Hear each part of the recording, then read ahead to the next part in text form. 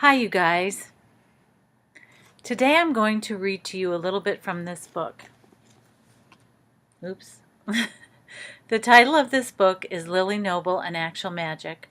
I wrote the story, and my name is Deborah McTiernan. Lilly Noble Actual Magic is about a girl named Lilly. She has amnesia, and she doesn't know she's a mystery with magic powers. All she remembers is her mother is gone, her father has remarried, and she's being sent away to boarding school. In this part of the story I'm going to read to you today, Lilly discovers she has entered a strange and wonderful new world. Let us begin, shall we? Let me see, I've got this on the screen so I can read it to you. The title of Chapter 3 is Kitten Heels and a Breath Mint, and this piece I'm going to read to you today is the first scene in that chapter. The narrow gray corridor was quiet and still. Taking care not to disturb the sleeping residents, Lilly treaded the length of the darkened hallway as quietly as she could. The gargoyle clock on the wall gurgled 6. The clock was a landmark drawn on the map Lilly now held in her hand.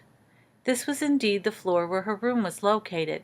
She folded the piece of paper she'd gotten from Zamora and slipped it into the back pocket of her jeans. She checked the room numbers on the doors against the one engraved on the skeleton key, shaped like a real skeleton, hanging from a chain around her wrist. At door number 34, she stopped and traced her fingers over the bronze numbers. This would be the place she'd call home for the next 7 years. Straightening her shoulders, she sighed and thought again about her plan to reinvent herself. 7 years felt like forever. But was it enough time to learn what she'd need to know to survive in the world on her own after graduation? Then she reminded herself she was the new girl on an exciting adventure. She would find a way to learn everything she needed to know. She slid the skeleton key into the lock in the door. The skull on the end winked up at her. Startled, Lilly did a double take and yanked the key from the lock. Moving under the hallway lamp to get a better look, she examined the key. Though it was shaped like a skeleton, under the light, the solid brass key was simply a key. Lilly sighed and chalked up the winking key to a dunk in the ocean and not enough sleep. She returned to the door and tried again. But this time when she slid the key in the lock, she did so without looking at it. She gave the key a half turn, and the tumblers clicked, releasing the lock. Taking care not to awaken anyone inside, she gave the knob a twist, and with a gentle push, the door squealed open. A large, opaque curtain of colorful fabric billowed inward, blocking her view of the room's interior. Low flute and drum music pulsated from within. Beyond the curtains, a glow emanated from somewhere inside. Lilly pushed the slippery fabric to one side as she made her way deeper into the room. Silky, iridescent drapes in vibrant colors and bold patterns lined the room from ceiling to floor. The brass lanterns, plump cushions, a small fig tree, and fringed rugs gave Lilly the feeling she'd entered a luxurious, Moroccan-style Bedouin tent, and not the stark dormitory room she'd expected. Instantly she fell in love with the decor. Zamora stepped out of the closet, carrying an intricately carved, hubcap-sized disc. She caught sight of Lilly. A wide grin spread across her face. "Good morning. You're up early." Lilly's eyes took in the cleverly disguised, standard-issue dormitory furniture. 3 beds, 3 dressers, and 3 desks. "Is everyone's room this fancy?" "Probably not. My mom's an interior designer. This was all her idea." Zamora stopped what she was doing and raised an eyebrow. "I thought Nurse Cheshire wasn't releasing you until later this morning." Lilly shrugged. "She didn't. I felt better, so I escaped. There wasn't anything to do down there anyway." "You escaped?" Zamora's shocked stare gave way to an approving grin. "How did you manage that?" "I waited until she went to the bathroom. When she realizes you're missing, she's going to come looking for you." "She won't come looking for a while. I made up the bed to look like I was still in it." Zamora giggled and shook her head. "Did you have any problem finding the room?" Lilly patted the small piece of paper in her back pocket.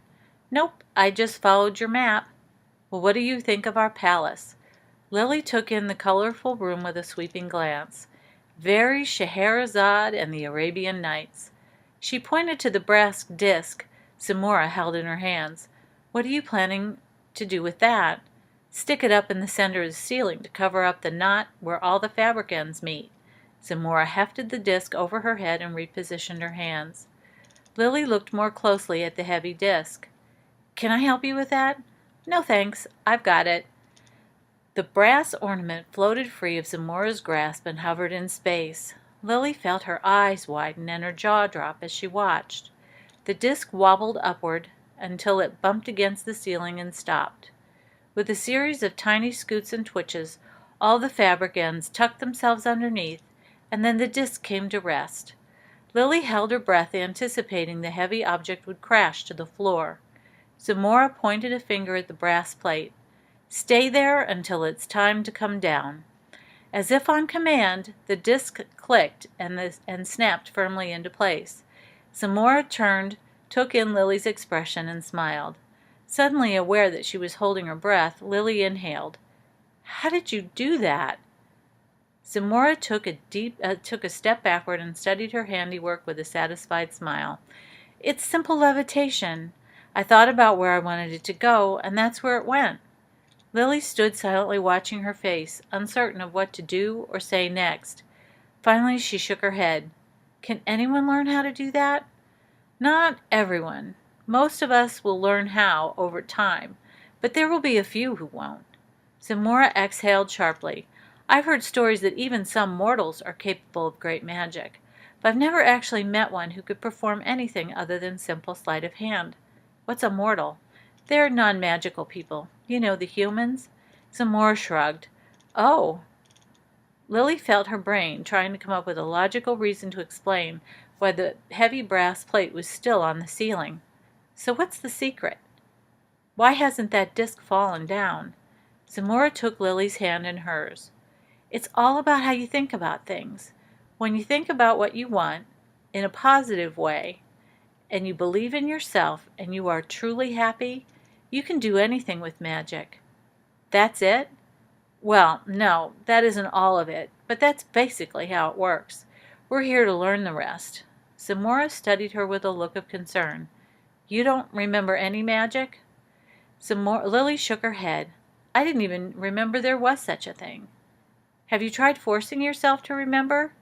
"When I rack my brain, I get a splitting headache." "Maybe we can find a spell in the library that will help you get your memory back." The idea that this school had a library full of spells worried Lilly, but if one of those spells returned her memories to her, she decided she could gladly live with that. Well, that's it for today, you guys. I hope you enjoyed this part of the story. Thank you for listening, and please enjoy the rest of your day.